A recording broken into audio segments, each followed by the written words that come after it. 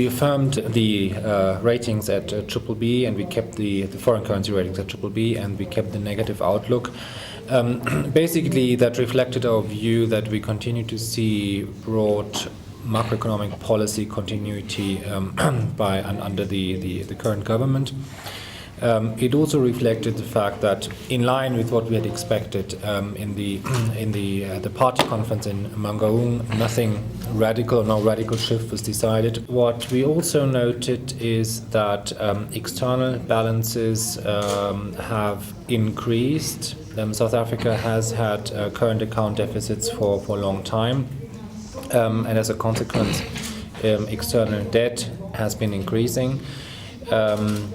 What is somewhat new, was somewhat new in 2012, is that the current account deficit in terms of size increased to above 6% of GDP, and that for the first time after 3 or 4 years, it was very much driven also by a deficit in the trade balance, and not only by dividend payments to the rest of the world, by interest payments to the rest of the world, and by these customs transfers or payments to the other members of SACU.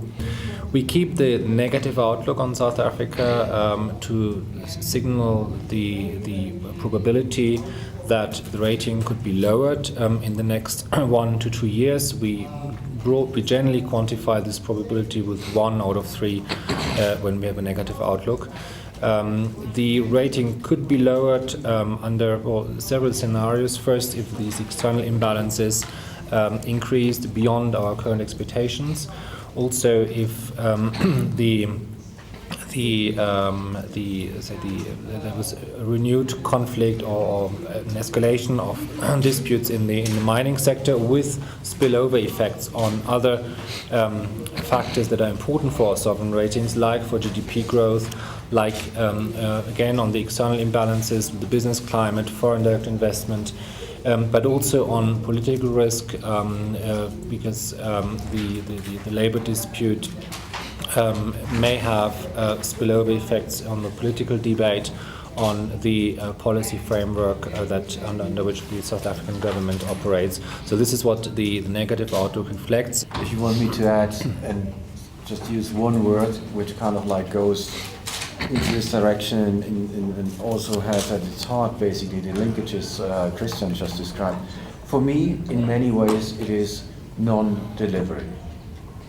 Non-delivery in the government sector when it comes to education, non-delivery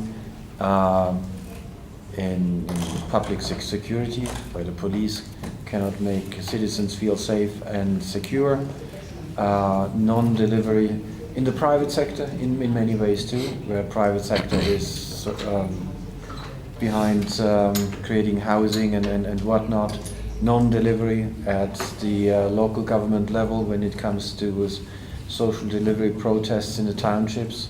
So for me, when I look around and I try to kind of really see the nexus in this problem, it all goes back to me to some form or shape on some level of non-delivery.